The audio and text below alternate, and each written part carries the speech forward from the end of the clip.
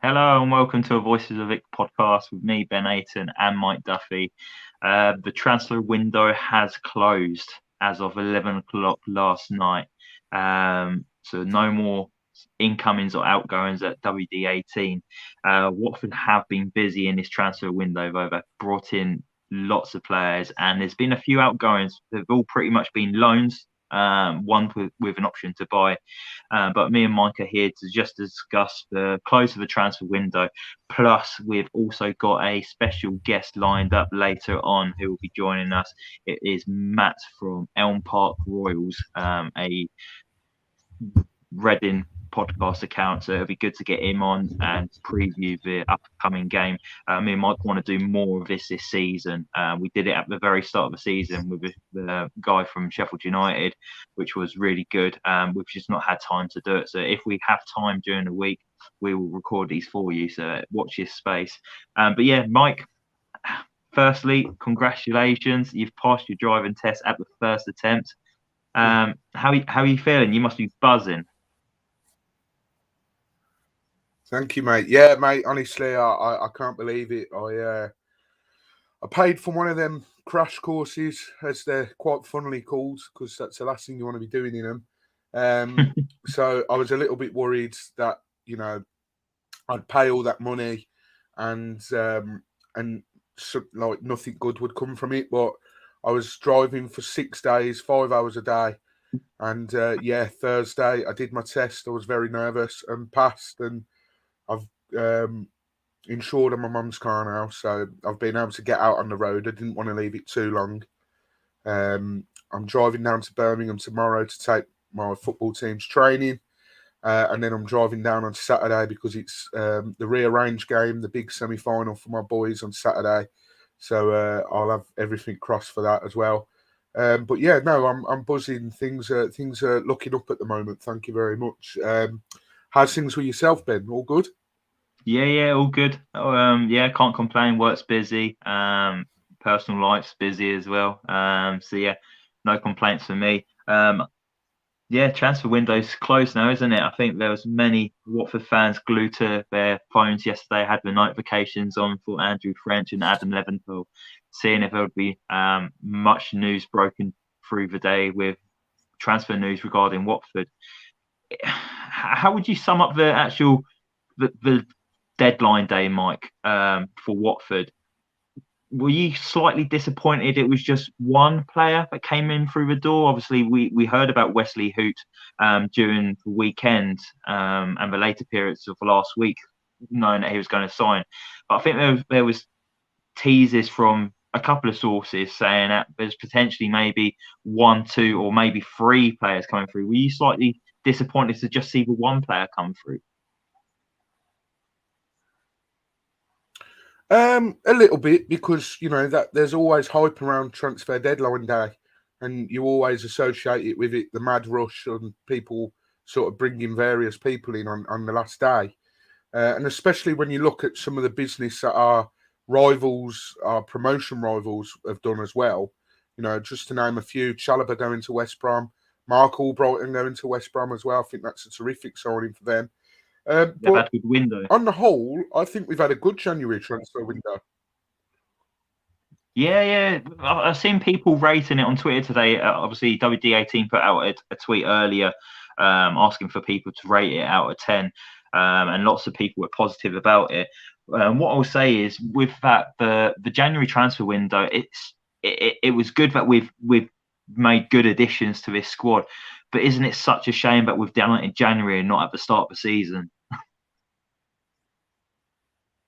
Yeah, there is that, and you are playing catch up a little bit when you do it that way. But um, the important thing is we've addressed it, and yes, there's a few areas where we should have brought players in, um, and I would have liked to have seen another midfielder and another winger come through, but we have got players coming back, and when those players come back, we're going to have one hell of a squad. Mm. I think this is what the fans need to maybe think about a little bit as well.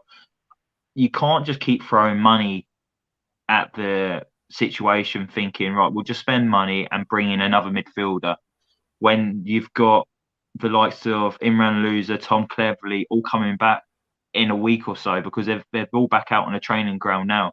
So Gino Pozzo's, Ben Manga are probably all thinking, I don't want to use that cash when we've got players who are going to come back in a week's time. Why spend the transfer fee on a player? Why spend the money on a loan fee, pay the wages? So I can see why they was maybe a bit hesitant about bringing in someone, but it looked like, Mike, that Watford did attempt to bring in a central midfielder, and it surprised a few people. Andrew French mentioned it today on the Observer. I see you chuckling a little bit there, Mike. It's Musa Sissoko, who played for Watford last year, and we sold him to Nantes at the end of the season. But that wouldn't have been the right signing for Watford, would it? Someone like Musa Sissoko, after such a terrible season at Watford last year, Watford's probably worst season in our history last year. You kind of don't want to bring those players back, do you? You want to build for the future. No, of course you don't. You don't want really someone associated with such a bad season, and you know it's crazy to think that we tried to go back in for him. It really, really is. But you know, I don't want to sit here and get slated, but you know, at the same time, would he have been coming in to play regularly? Would he have been a good option to have squad depth? Probably, but he wouldn't have been playing week in, week out, especially with Loser coming back. You know, Chowdhury's back now. You know, obviously it's better than Bakuna, but yeah, it's a bit crazy and it reeks a bit of desperation as well. The fact that sort of says to me that there was a stage yesterday where like everyone was sat at the table and they're like, shit, we should probably look at getting someone in. And then it just happened to be Moose's name that popped up straight away. But yeah, it wouldn't have been an inspiring transfer. And I'm sort of glad that they didn't go through with it in the end, because it would have just been getting someone in for the sake of it. They obviously feel that the people that we've got within the squad and the people that we've got coming back are going to be able to do a good enough job. Yeah, exactly. Our mates just popped up saying, well, you might as well bring back Capu, which made me chuckle. If only we could bring back someone of his calibre. But looking at the transfer window overall, Mike, and the players we brought in, Ismail Kone, João Ferreira, Wesley Hoot, Ryan Porteous, Britison Malonga, Mateus Martins, Henrik Arohu. Who stands out there as maybe the best signing of them all?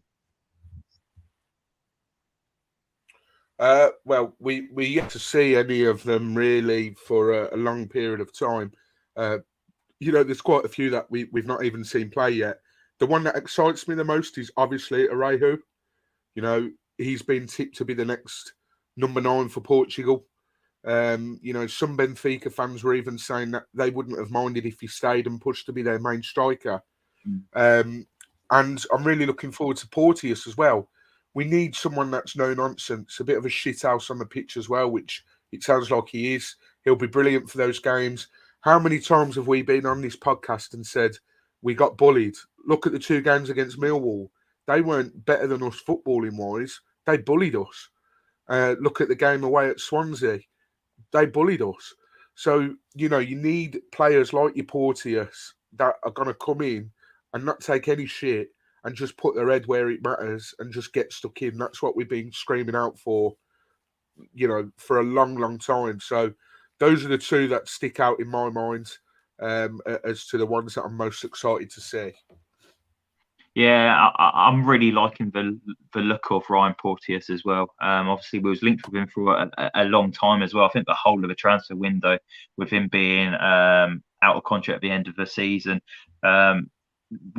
He's done an interview with Andrew French yesterday, which was released today on the Watford Observer, and he went into depth about why he wanted to join Watford, and he said Slaven Bilic was a big factor of that, and he wanted to come to a club like Watford. That's a big club, but you've also got a good coach there in Slaven Bilic, and he was a really good centre half back in the day. So he wanted to come to Watford and learn under Slaven Bilic. So it's good to see that the Hall of a manager has actually helped get the player over the line as well. But he's also referred to his shithousery as his pitch personality, which I really liked him describe it like that.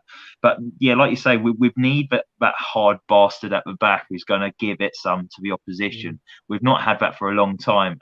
Anthony's popped up again saying maybe the new Britos, fingers crossed, who ain't scared of a tackle. I don't think he is going to be scared of a tackle, but it's not just his aggression that he's going to bring to a football club. It's the ability that he's got on the ball, the vision and the eye for a pass as well. And I think we've lacked that. And also, we've got to remember he's left-footed.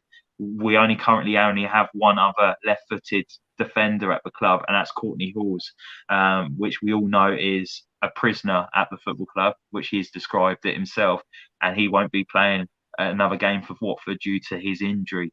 So I'm really excited by that.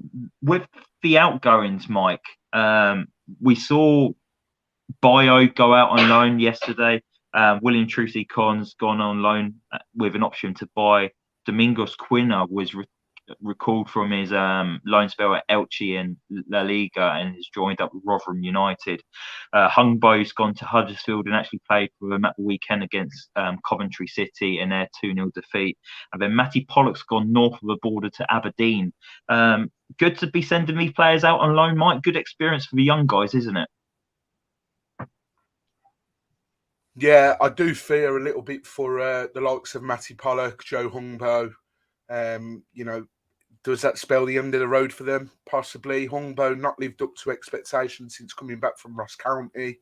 This will be good for him, though, having a loan spell like that. Matty Pollock, again, he will benefit from it. But can I really see him playing first-team regular football for Watford anytime soon? Unfortunately, no. I mean, it's good. It gets them off the books and it gets them playing, but I think it sort of spells the end a little bit. Bio, I mean, what a mess of a transfer that was. Although I do have to stick up for him a little bit. He's been slated a lot since it's been announced that he's gone back. And I saw someone the other day say, let's not forget that he's actually won us quite a few points. Well, I say quite a few. I think he's won us 7 points. And then someone replied, the most ludicrous reply ever, like for Norwich example, he was like, don't forget he won us the game against Norwich. He was like, he didn't win us the game. He says all the players on the pitch won us the game. And I thought, hang on a minute, mate. Yes, you've got you've got a point there, but I'm thinking he was the one that was there and he was the one that tapped it into the empty net. So technically speaking, he did win us the game there. So he's got a lot of stick, which you can understand why, but it was a weird transfer, and it shows that the pot shows are ready, and hopefully these sort of signings make an impact come the rest of the season. I'm looking forward to seeing Britta Sombalonga as well come back. He'll be a bit part player, obviously, but if you look at his record's not to be sniffed at. A lot of people have turned their nose up at the signing. But his record in the Championship is decent. So he's definitely good to have an option coming off the bench. So I'm looking forward to what the future holds. Well, certainly the rest of this season anyway. Yeah, he's had a really good record, hasn't he, in the Championship? He scored 30 goals in 69 games for Nottingham Forest. He scored 47 goals for Middlesbrough. He ended up going over to Turkey and scored 18 goals in 54 games. He's quite prolific, isn't he? He's someone who knows the back of the net, and I know it kind of fizzled out a little bit at Middlesbrough towards the end of his career because he was coming towards the end of his contract and he didn't want to sign a new deal, which upset a lot of Middlesbrough fans because they spent a lot of money on him. I think it was like a record signing for Middlesbrough. I know it was definitely a record signing for Nottingham Forest when he joined them from Peterborough. But I'm excited to see him jumping back into the Watford side, and it's good to see him come back with a smile on his face as well. And I liked that he said that he left as a boy and he's came back as a man.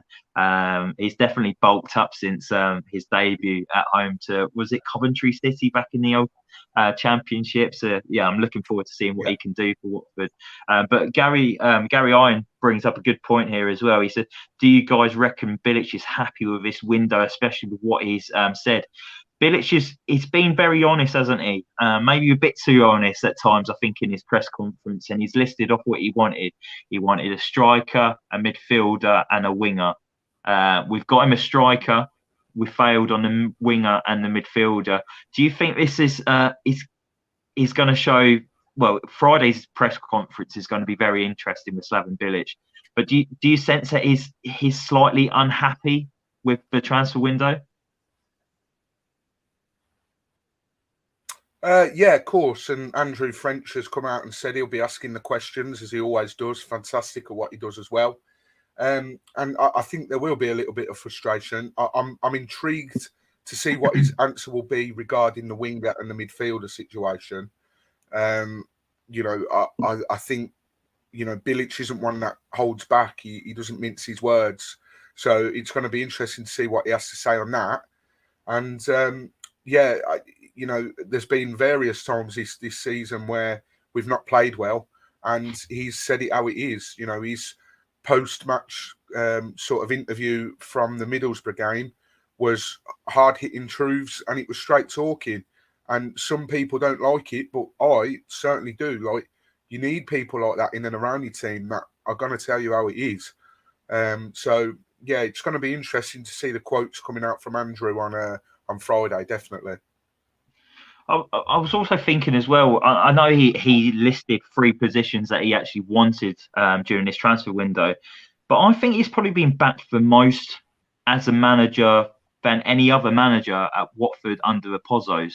I think they've been filling gaps. They've been freshening things up, haven't they? Especially in that defensive line, which we knew we've needed to improve for a long time. It's been underinvested. We've spoken about it numerous times.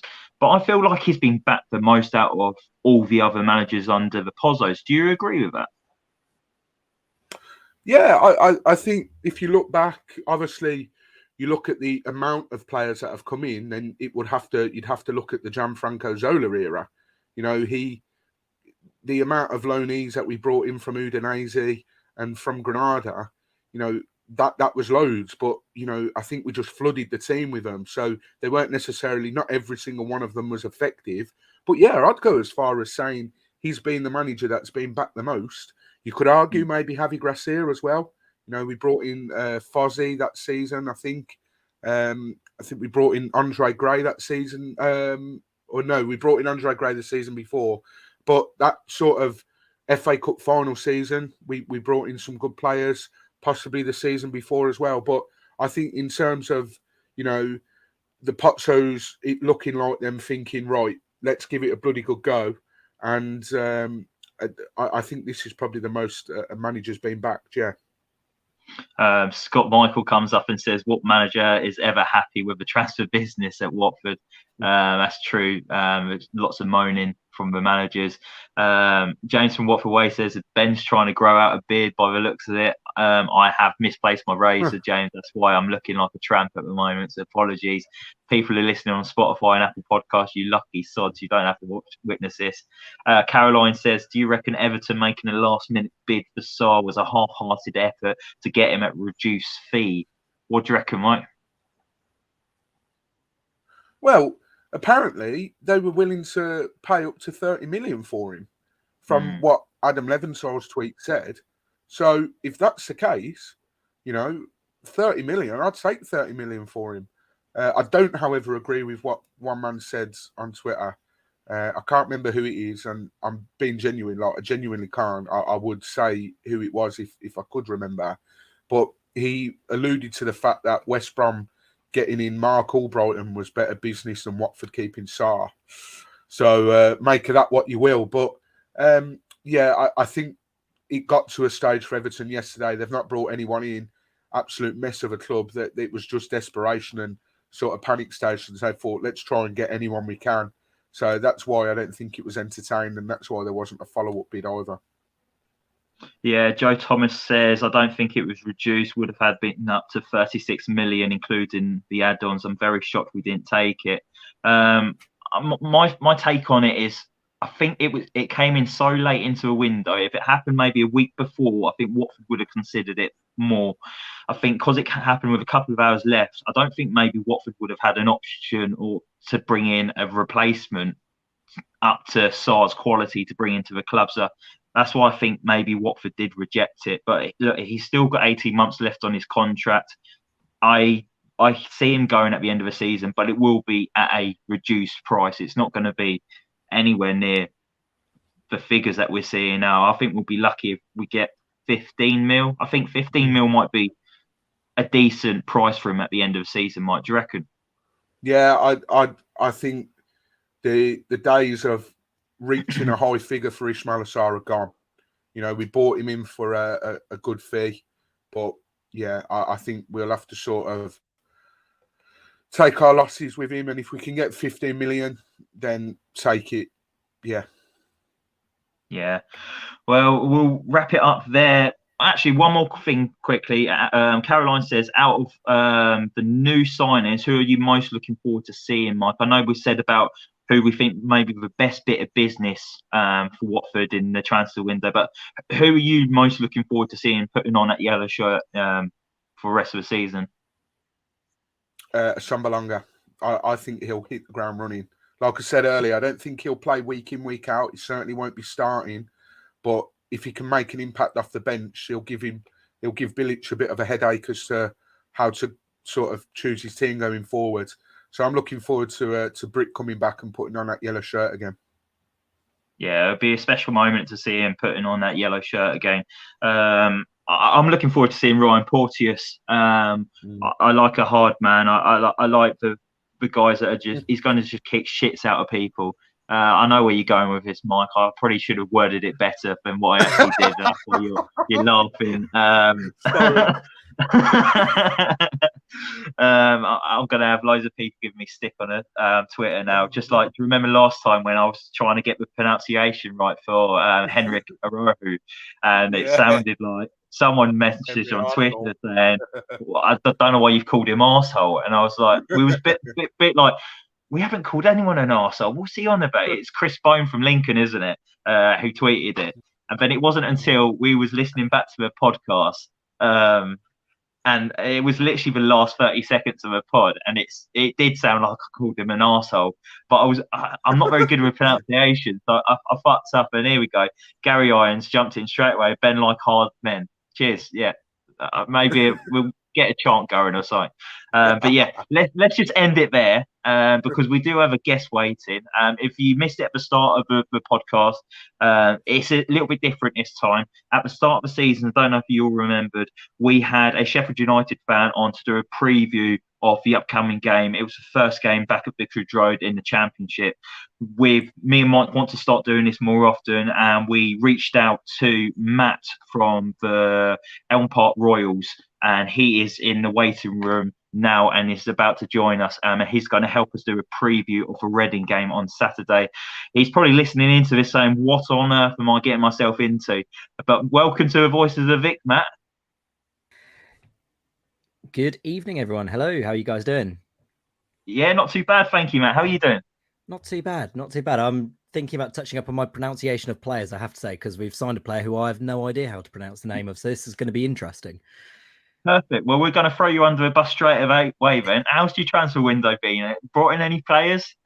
Well, it was pretty much kind of as well. I think we got one more in than expected because, I mean, Reading, it's been well known that we've been under an embargo for obviously since seemingly the dawn of time. And we were in a position where we needed to get players out to get players in. One of our players, it was a youngster who counts towards our 25-man quota, got injured, so he was taken out the squad, and it let us sign Casadri. I think that's his name, from Chelsea. He's apparently a very good player. I've no idea what he's like, to be honest, because I've never seen him play, and I don't think really many Reading fans have. There's been a lot of hype around him from, I think, Chelsea players, Reading fans, because he's one of these so-called wonder kids. I think the proof's going to be in the pudding when he starts playing, because he's never played, obviously, first team football. This is his first taste of it. So coming to a championship team under Paul Ince, we'll see how it goes. There's been excitement about him like I say, from Reading fans and Chelsea fans, but it's a bit of an unknown, really. So fingers crossed he can help, because we do need help in that midfield. Have you lost any players during the window as well? No, we only got 2 out on loan, 2 youngsters, our goalkeeper, and Jokel Anderson, I think it's Anderson. It's not Andreasen. I think it's Anderson, who went to Stevenage on loan, and Jamari Clark, who's gone out on loan to Forest Green as well. So it was always going to be a quiet window, because with the way that the embargo works with us, to be fair, even if we get a player out, we can't spend any money to get a player in. So it would have to be a free transfer or a loan. I think they were looking at some free transfers or other loan deals on deadline day. But again, because we'd already brought 1 player in to replace the youngster that got injured, that kind of took up that quota. So I think we were looking at potentials of, I think Lucas Xiao was rumoured to be leaving, but nothing materialised. It was a pretty quiet deadline day, really. So talking of Reading in general, obviously me and you spoke on your podcast for the reverse fixture in the league. How's your, you were up there sort of with us, and you were saying how it was a top 6 clash then. Exactly. So it was a lot different back then. Slipped a little bit, but how would you sum your season up as a whole so far? Like, what's the expectation? Is this what you expected? Could you be doing better? Or was you expecting to be doing worse? What's the general feel around the day, Skip? To be brutally honest, I think most Reading fans, along with most fans around the league in the country, kind of had us nailed on for relegation this year. We started off with a squad of 6 players. Transfer embargo, not being able to sign anyone for money. It's a team built up of free transfers and loan players. The offcuts of other teams. I think the players they've been able to get in the circumstances has been, they're not amazing players, but for the circumstances, I think they've done very well to get the players that they have in. Performance wise, again, I think we're all just praying 21st place just get us to that points tally, magical 50 points, 45 points, 46 points, whatever you think that line is now, just get us to that line and survive. And so far 37 points in 28 games.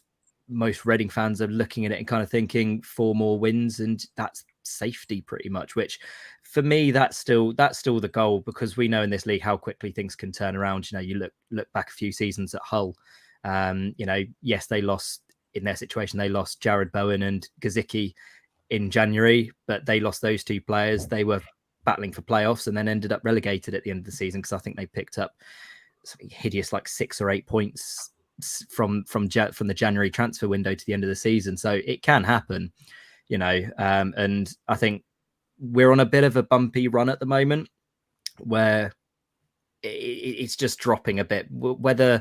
Some people say it's tiredness, but they've been playing one game a week, so I don't think that one can quite buy with myself anyway. But they just need to get a couple more wins to just confirm safety. Some fans already thinking you should be looking at the playoffs. We're not going to get relegated, but points on the board, that's all that matters. Get the points to secure safety, and then once you're there, you can relook and see where you are at that point. If playoffs are still on, they're still on, but just get me safety. That's all I want. I just want a quiet season for once at Reading FC. You mentioned about your form there. It's 1 win and you lost 5 championship games, which the last win was a 2-1 victory over Swansea City. Obviously, you beat us in the FA Cup. But looking at Reading this season, fantastic start, great at home. It's that away form, isn't it? When you go away from home, it's so Jekyll and Hyde sometimes. You would either put in a good defensive performance, or you just let in the silliest goals and just concede 3, 4, 5 goals, isn't it? Is that where the downfall is this season for Reading? It's that away form. You've summed it up perfectly. I couldn't have done it better myself. We seemingly have a tendency of certain games. You look back at the start of the season, Rotherham. Joe Lumley just seemingly had a mental breakdown that game, and and just conceded 4 just atrocious goals. Sheffield United, you can maybe give a slight pass to because it's Sheffield United. Them and Burnley look as good as anyone this season. Stoke City last time out as well. It was just Stoke City aren't the best at home on their best of days, and yet they completely turned us over. And they didn't even really have to do that much to do that either. We seemingly have a tendency of giving away the easiest 3-4 nils teams will get, when we go away from home. But then saying that, we went to Burnley earlier in the season, should have at least got a draw, if not a win. We had a penalty decision, which, was ludicrous that it wasn't given, and then they got the other end and score. So if that penalty wasn't given or was given, at least it's a draw, probably you'd say, possibly a win. But we just can't seemingly get consistency away from home. I think 3 wins we've had away from home, which is 23rd in the away table. It's just, it's like you say, the difference between home and away is crazy, really. And it's weird because the football we'll play at home is what you'd probably say teams would play away from home. You guys will have all the ball probably at the weekend. We'll sit in, we'll time waste if we get the lead, but that's just because of really the squad that we've got. We've not got a squad to outplay teams. We can't, we're not going to play you off the park. We're not going to pass rings around you. It's probably music to all Watford fans' ears, but the team's got to outwork the other team and just do it through graft, really, which they've benefited from the home atmosphere, which has been really good all season at the SCL. But yeah, if they can start picking up some more results away from home, we could have been closer to the top really than we are. You're talking now about the squads. Obviously, you've brought a lot of players in on a free, and you're sort of working on a bit of a shoestring by the sounds of it, or Paul Ince's, I should say. Who's been your player of the season so far? Has there been one person that stood out and thought, right, we're lucky to have him in this squad? He's a real grafter. Yeah, there's one. I mean, I think the player of the season is already wrapped up, to be honest. It's Tom Ince. He's been absolutely sensational. I think when we last spoke, I remember mentioning it then, when Tom Ince plays well, Reading play well, he just doesn't seem to stop running, and it's weird because when we signed him this time last season, in fact, at the end of the January transfer window, every Reading fan was looking at it and thinking that's probably the last player we want in this situation because of his last 2 spells at Stoke and Huddersfield. Went poorly. All the fans were slating him. He wasn't interested. He didn't have the drive, the desire. And you kind of looked at him and you thought, that's just not what we need in this situation. But it's been the complete opposite. Now, some might say, he's playing for his dad or whatever. But to be honest, I don't really think many Reading fans are going to care, because as long as he's playing well, Reading will play well. He's still got a bit of pace. Admittedly, he's not going to run him or beat a Schmelzer in a race or anyone like that. But he's still got a bit of pace, bit of trickery. He's got some good end product as well. He scored some belters of goals for us as well. So yeah, if there's one player to obviously keep an eye on, or kind of if Jukanovic is listening, not Jukanovic, Bilic. Oh, that was a blast from the past. That's going way back. Sorry. If Bilic is listening, which I'm sure he is. You worried me, Ben. I thought you had a little scoop there where maybe we've sacked Bilic and reappointed Jukanovic, because we've done that probably before, haven't we? That's my 8:30 brain just switching off and going back to years gone by. But yeah, no, if you mark Ince out the game, it's Reading tend to struggle because he's really the only player in the team with creativity, and that's why the midfield struggled so much, because there's not really much creativity in the midfield. Ince drops deep, he carries the ball forward, he'll try and spread a pass when the opportunity arises, but that's not really his game. Most of the time he'll just try and bring it forward and try and do something, but really he's the only link between the defense and the attack. The other players we've got aren't overly creative. That's kind of been the root of our problems of late. Yeah, it's your top goal scorer of the season with 6 goals. He does tend to kind of, feels like, being a Watford fan, he always ups his game whenever he plays against us, and he always puts in a good shift. I hope it's not the case this Saturday, but obviously you do hope it is the case. You always come across those players that always do play well against your side, and for us, it's Tom Minch does normally do that against Watford. James from the Watford Way has popped up saying, thoughts on the Reading performance away to Manchester United last week? Stupid red card for Andy Carroll, who misses a game this weekend. What was that performance like at the weekend? How did you do? Obviously, we know you lost and crashed out the cup, but performance-wise, happy with it? I think, to be honest, I mean, I was up there for the game, and I mean, when we parked up, looked at the United squad, and you see it pretty much all but the back two, a full strength United squad, and you know it's going to be a tough afternoon. You know, at that point, I was messaging a couple of friends, and they were saying that, you know, this could be an absolute massacre, you know, against the team that we've got this season. So I think the performance wasn't that bad. I don't think, like, United dominated the game. You'd expect that. You're at Old Trafford. You know, we're just going to sit in and try and get a goal on the counter. You know, we possibly could have had a goal at 0-0 before the half.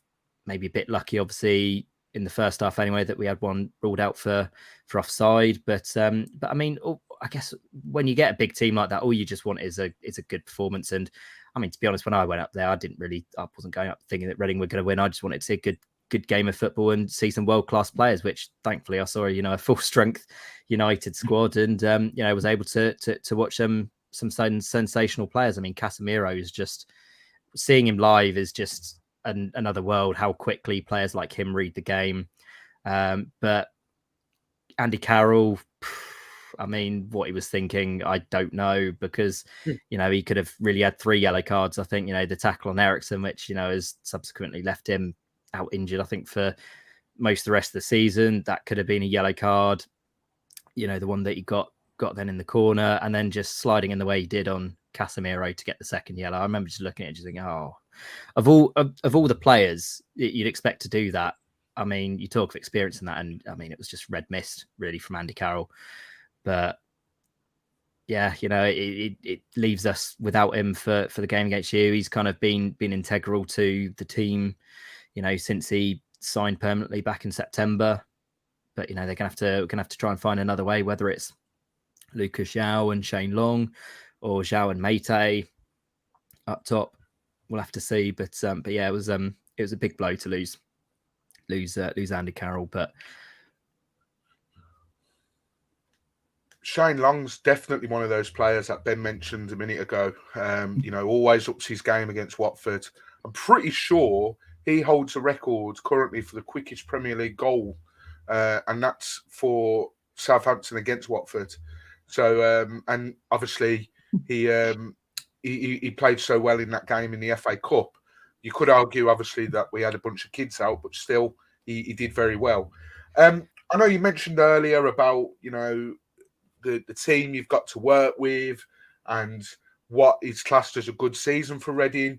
Is the aim for the season now to stay up, or is it to maybe push in that sort of mid-table? I mean, the way that the league is at the moment, you only need 2 or 3 wins in a row and you're up there. Like, if we lose at the weekend and other teams below us win, we slip down to 10th, and we're 5th at the moment. So it changes that quickly. Does that maybe give you Reading fans a little bit of hope that, oh, let's nick a couple of wins here and there, and you never know? Or is it just get to that safety point mark you're on about, and then we're all right?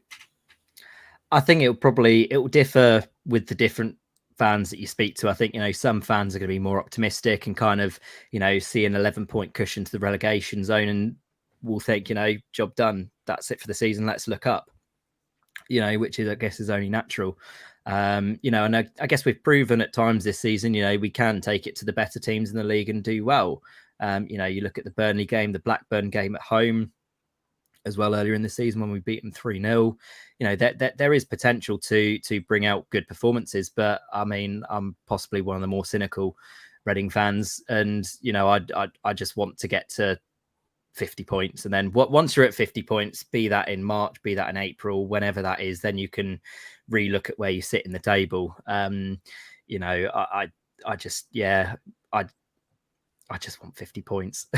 That's like I was so scared at the start of the season. I won't lie that that this will be the season where we finally go down. We've danced with relegation seemingly for the past 7-8 years, barring the Amsterdam season and one season under Valko Paunovic. It's been relegation battles season after season after season.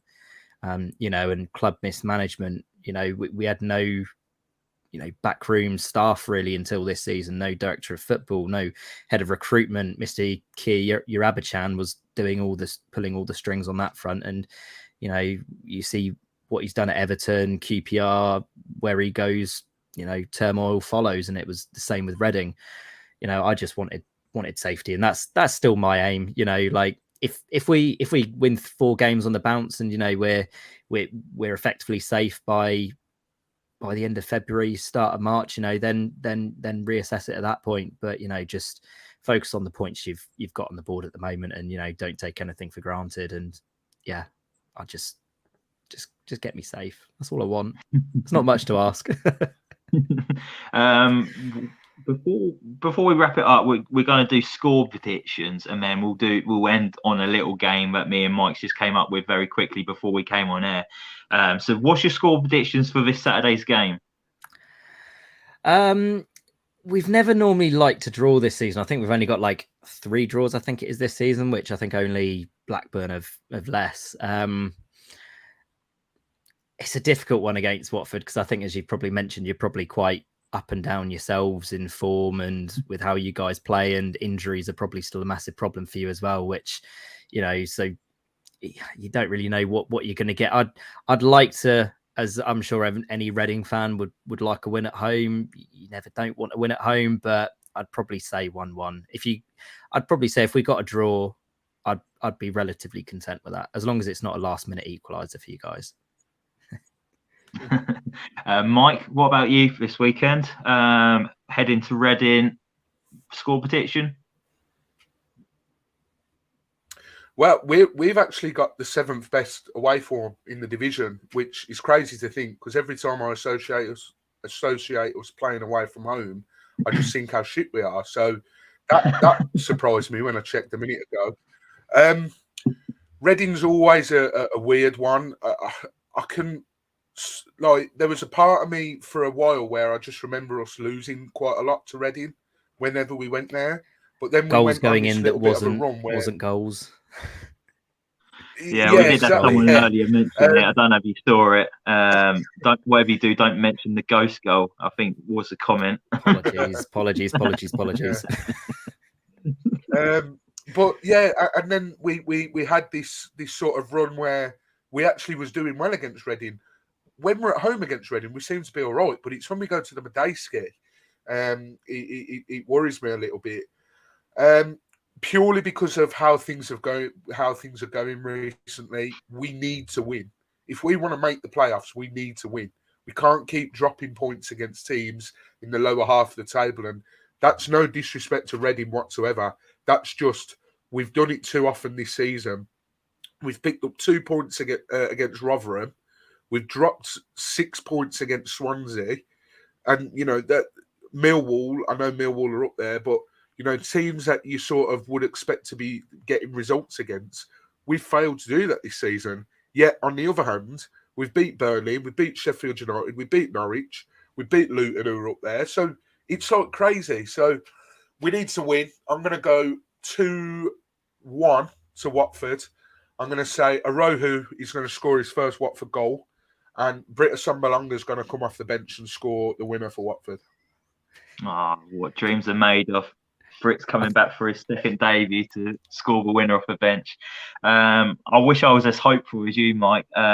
Like you say, I don't know what Watford's going to turn up. I don't know whether it's going to be the Watford that's going to come up and actually put in a decent performance for 90 minutes, or if it's going to be Watford that turns up and just they're not interested. And we've seen that so many times this season, especially away from home, put in so many poor performances.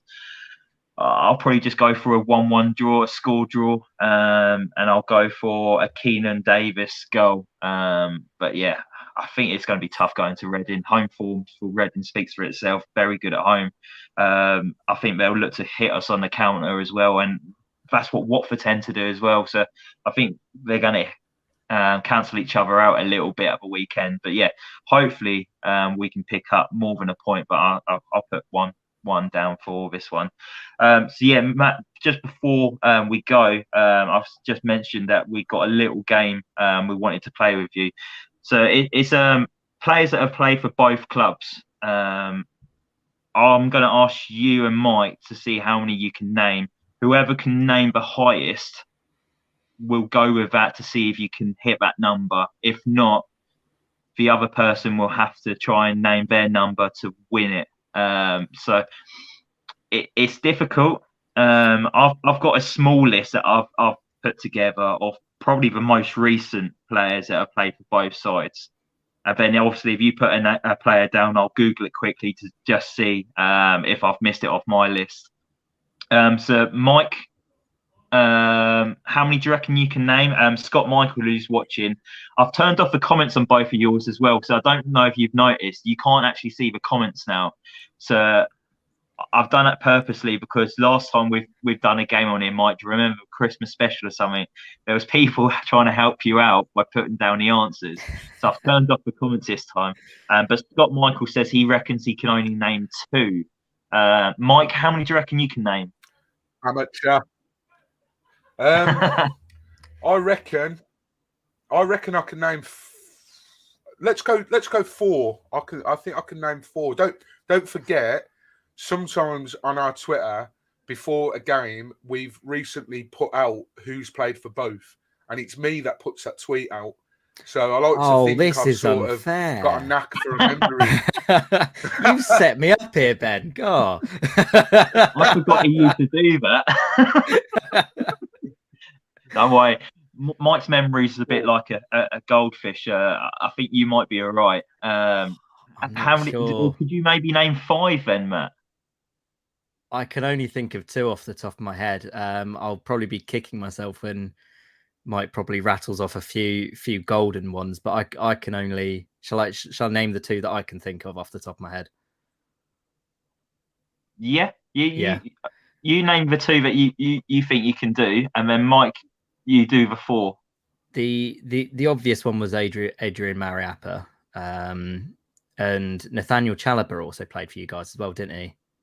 Yeah. And I can't think. For the life of me, can't think of any others. And they're probably the 2 most obvious ones. Yeah. Mike, blow me away. I'd love to help you out, but we'll see what Mike says first. Mike, were those 2 in your 4?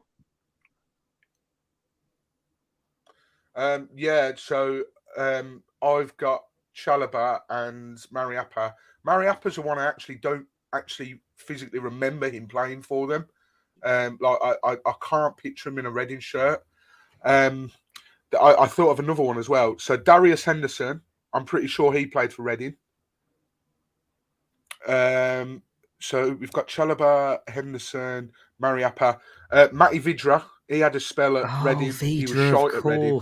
So that's probably why you don't remember him. That is exactly why I don't remember, because I remember being so excited when we signed him, and then the season that followed. I mean, he couldn't hit a barn door. Like it was, yeah. I think every Reading fan's blood pressure went up by tenfold watching Vidra that season. And then another one. If this game was on TV, he would 100% be in the Sky studio. Joby McAnuff. Joby McAnuff, of course. Yes, we got him from you, didn't we? I think from memory. He was at you before us. Oh, yeah. How could I forget Joby? Oh, dear. That's... He was playing in that game when the ghost goal was scored. Goal. Yeah. What do you say in that situation? One more that I remembered, bit of a rogue one, is Gregor Raziak. He only played for us for a couple of seasons, maybe, or 1 season, and I'm pretty sure he was at Reading as well. Yeah, going back to Darius Henderson, he actually started his career at Reading.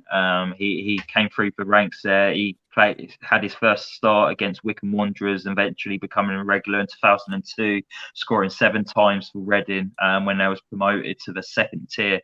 And then Watford signed him when just a bit later on, wasn't it, Mike? He scored the big goal at the playoff final against Leeds, and Watford got promoted at the Millennium Stadium in our 3-0 victory over Leeds. It is a bit of a cult hero, Darius Henderson. But the other players I've got written down as well, I thought this one might have been the most obvious for both of you, actually. Tom Deli Basru. Oh my God, yes. Oh shit! Of course, on loan. Oh my word, yeah. Yeah. And that's the most recent. Yeah. And then Wow. the last one I've got written down, he's came through the Reading Academy, then played for Watford. Uchi Ekpizu.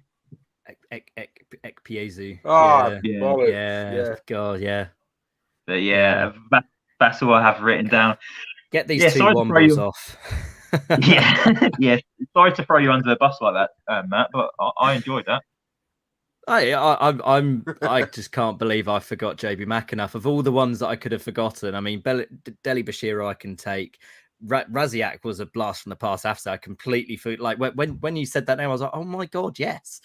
I remember it 09, 010, I think it was. But yeah, Matej Vidra, the less that's brought back some not memories, nightmares. But yeah. Yeah, I bet you sleep well tonight knowing about Matej Vidra and his lone stint at Reading. But yeah, Matt, thank you so much for joining us tonight. We really appreciate it, and we'd love to get you back on next season in the Championship, because I don't think Watford will get promoted this season. I think Mike's more hopeful than me, but I think we'll be playing you guys again next season. So yeah, best of luck for the rest of the season, Matt. And yeah, thank you very much for joining us. Not a problem. Thank you, guys. No worries. And yeah, thank you everyone for watching tonight. Don't forget to hit that like button. Don't forget to hit the subscribe button. And then I will be back Sunday to do a review of a Reading game. Mike's won't be watching the game Saturday, so he'll be unavailable this weekend. But I'll be back, and I'll try and get someone involved as well to come on with me. So stay safe, everyone, and come on, you Orns.